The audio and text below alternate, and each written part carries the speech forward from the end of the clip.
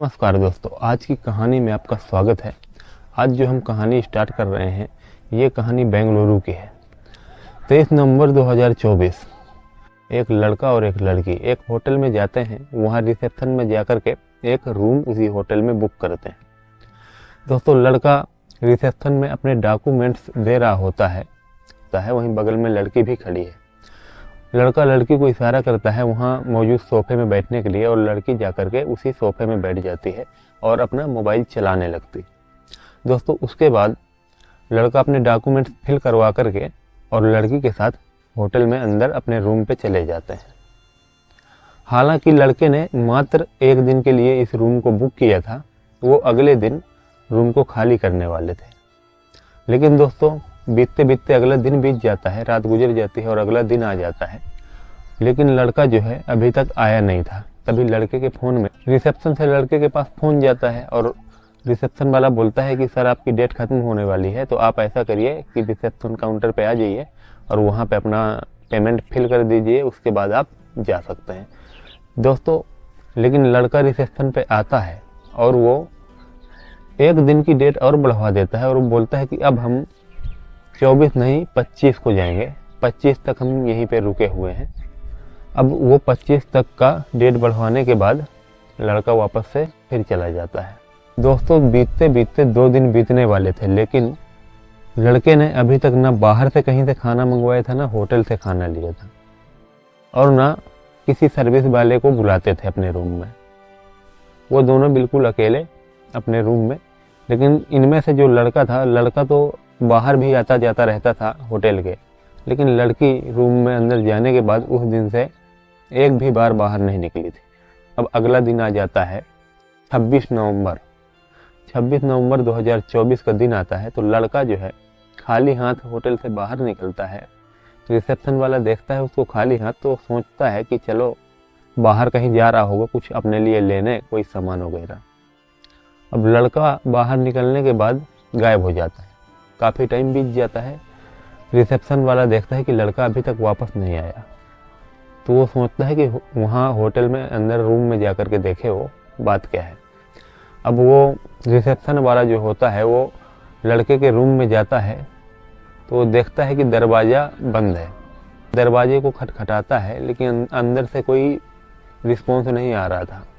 इसलिए वो रिसेप्शन वाला दरवाजे को धक्का देता है, तो वो दरवाजे अंदर से खुला पाता है। दरवाजा धक्का देने पर खुल जाता है और जैसे ही दरवाजा खुलता है तो अंदर से बहुत ज़ोरदार बदबू आ रही थी। और वो अंदर जाकर के देखता है तो उसी बेड में, जो रूम का बेड था, उस बेड में उस लड़की की लाश पड़ी होती है, खून से सनी हुई, और बहुत ज़्यादा बाँस मार रही थी, जैसे कि काफ़ी वक्त हो गया हो उसको मरे हुए। इतना देखने के बाद रिसेप्शन वाला भौचक्का रह जाता है, परेशान हो जाता है। वो दौड़ते हुए अपने सारे स्टाफ में खबर देता है। उसके बाद वहाँ पर पुलिस बुलाई जाती है। पुलिस के आने के बाद पुलिस सारी डिटेल लेती है कि लड़के ने जो काउंटर में अपने डॉक्यूमेंट्स पेश किए थे, अपनी डिटेल लिखवाई थी, सारे के सारे डॉक्यूमेंट्स असली थे, उसी के थे लड़के के। उसमें सारा सही पता लिखा हुआ, सारा पता बिल्कुल सही सही से लिखा हुआ था। पुलिस अपना छानबीन करना चालू कर देती है। आने के बाद पुलिस उस क्राइम सीन में देखती है सारा हाल, जो कि किसी धारदार हथियार से लड़के के सीने में वार हुए थे और सर में भी चोटें लगी थी, पूरी खूना खच्चर पड़ा हुआ था। उसके बाद पुलिस वहाँ मौजूद जितने सीसीटीवी कैमरे होते हैं उनको चेक करना चालू कर देती है। तो दोस्तों, सीसीटीवी कैमरे में पुलिस को ये मिलता है जब वो लड़का वहाँ से जा रहा होता है होटल से बाहर। होटल के बाहर किसी कैमरे में वो कैप्चर हुआ था, जिसमें वो जा रहा है मोबाइल चलाते हुए। वो लड़का जो होता है तो अपने मोबाइल से कोई टैक्सी उसने बुक की थी, जिससे वो वहाँ के स्टेशन तक गया था। टैक्सी वाले को पकड़ा जाता है, पुलिस पूछती है तो वो बताता है कि हाँ, मैंने उस लड़के को उस स्टेशन में उतार दिया था, रेलवे स्टेशन में। रेलवे स्टेशन से वो लड़का जो है कहाँ गया कोई किसी को कुछ पता नहीं था। उसके बाद वो जो एड्रेस वहाँ पर फिल था लड़के का रिसेप्शन में, वहाँ से पुलिस एड्रेस लेती है और पुलिस इसमें 3 टीमों में काम करती है। 3 अलग अलग टीम बना लेती है पुलिस। उसके बाद एक टीम जो होती है वो लड़के के एड्रेस में भेज देती है, लड़के के मेन एड्रेस में भेज देती है जो कि केरला का था।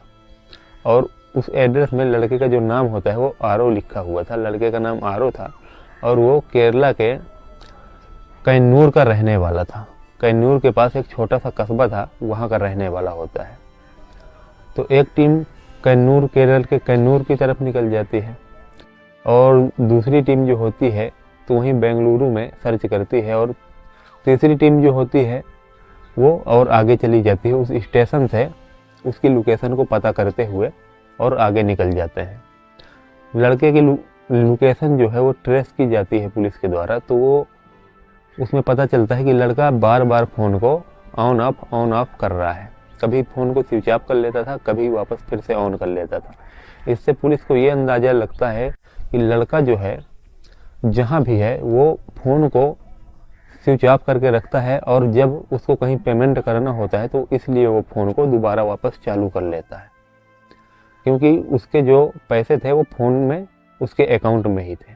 तो ऑनलाइन पेमेंट कर रहा था तो उसको फ़ोन का स्विच ऑफ ऑन करना पड़ता था, जिस वजह से पुलिस को थोड़ा थोड़ा उसकी लोकेशन मिल रही थी कि अब वो कहाँ है। उसके बाद फिर स्विच ऑफ हो जाता, फिर कहीं अगली जगह लोकेशन बता रहा था, लेकिन पुलिस को एक अंदाजन लोकेशन मिल रही थी कि वो किस ओर जा रहा है। दोस्तों, पुलिस को उसकी लोकेशन कर्नाटका में मिलती है, कर्नाटका के बाद मध्य प्रदेश में और मध्य प्रदेश से उत्तर प्रदेश में अब उसकी लोकेशन दिख रही होती है।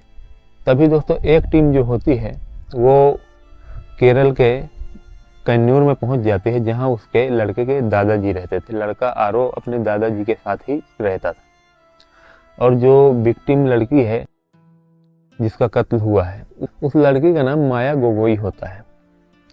दोस्तों, माया गोगोई जो थी वो वहीं बेंगलुरु में ही अपने दीदी के साथ रह रही थी और किसी कंपनी में प्राइवेट जॉब भी करती थी और उनका खुद का एक यूट्यूब चैनल भी था जिसमें वो ब्यूटिशियन के वीडियो बनाती थी और ब्यूटी प्रोडक्ट के बारे में दिखाती थी। तो दोस्तों, जब एक टीम केरल के कन्नूर में उसके दादा के यहाँ पहुँचती है और उनके दादाजी से बताती है कि तुम्हारे पोते ने ऐसा ऐसा कर दिया है। उसके बाद दोस्तों इधर आरो जो है वो यूपी के वाराणसी पहुँच चुका था और अब उसके पास पैसे भी ज़्यादा नहीं बचे हुए थे कि वो और ट्रेवल करता। फाइनली वो यहाँ से अपने फ़ोन से अपने दादाजी को फ़ोन करता है और अपने दादाजी से बोलता है कि दादाजी, मुझसे एक लड़की का कत्ल हो गया है जिसके चलते मैं यूपी में घूम रहा हूँ। तभी दादाजी उसके बोलते हैं कि बेटा, तुम ऐसा करो कि कब तक ऐसे घूमते रहोगे, तुम ऐसा करो कि अब आ जाओ बेंगलुरु, अपने आप को पुलिस के हवाले कर दो। इसके बाद आरो जो है यूपी से सीधा बेंगलुरु वापस आता है और अपने आप को पुलिस के हवाले कर देता है। पुलिस आरो को गिरफ्तार कर लेती है। गिरफ्तार करने के बाद पुलिस देखती है कि आरो बहुत ज़्यादा डरा हुआ है और उसकी मेंटली हालत ठीक नहीं थी। इस वजह से पुलिस अभी उसके ऊपर ज़्यादा प्रेशर नहीं डाल रही थी। उसके बाद वहाँ उससे एक बंद कमरे में पूछताछ होती है और पुलिस उससे पूछती है तो वो तुरंत कबूल कर लेता है कि हाँ, माया का कत्ल मैंने ही किया। और उसके बाद पुलिस पूछती है कि ये कत्ल तुमने क्यों किया, लेकिन वो ये बताने से साफ इनकार कर देता है और वो पर्सनल मैटर बोल करके उस बात को नहीं बताता है कि उसने इस घटना को अंजाम किस लिए दिया है।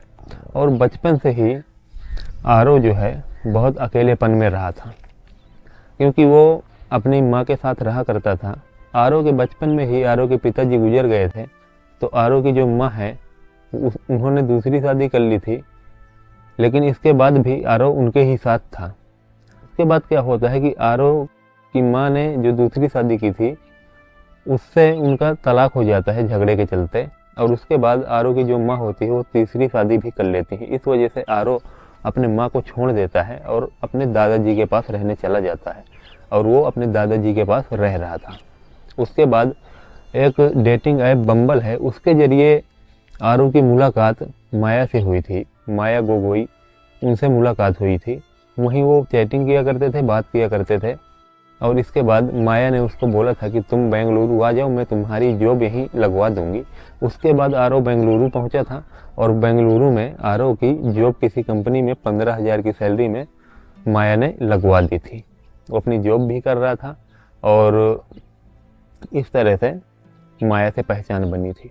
दोस्तों पुलिस जो होती है उसको वजह तो जाननी ही थी कि आखिरकार आरव ने माया का कत्ल किस लिए किया है। और ये जानने के लिए पुलिस क्या करती है, एक दिन आरव को क्राइम सीन में लेके चली जाती है, उसी होटल के उसी रूम में जहाँ पर आरव ने माया का कत्ल किया था। वहाँ ले जाने के बाद आरव से पुलिस पूछती है कि तुमने कैसे क्या किया, तुमको यहाँ पर वही सीन रिक्रिएट करके दिखाना पड़ेगा। उसके बाद दोस्तों आरव बताना चालू कर देता है कि दरअसल हम जिस दिन इस होटल रूम में आए थे और मैं रिसेप्शन में इस होटल रूम को बुक करवा रहा था, अपने डॉक्यूमेंट्स वहाँ पे दे रहा था, तभी माया अपना फ़ोन चला रही होती है और किसी व्यक्ति से चैटिंग कर रही थी। तो मैंने वहाँ भी उसको मना किया था कि फ़ोन थोड़ा हिसाब से चलाया करो, इतना ज़्यादा फ़ोन मत चलाया करो, मैंने ऐसे करके बोला था। उसके बाद इसी बात को लेकर के हम दोनों के बीच काफ़ी झगड़ा भी हुआ था। रूम में आने के बाद उसके बहुत सारे लड़के दोस्त थे और मुझे बहुत शक होता था, और मैं अगर किसी को जानता था तो सिर्फ माया को ही जानता था, क्योंकि मैं माया से पहले और किसी लड़की से नहीं मिला हुआ था।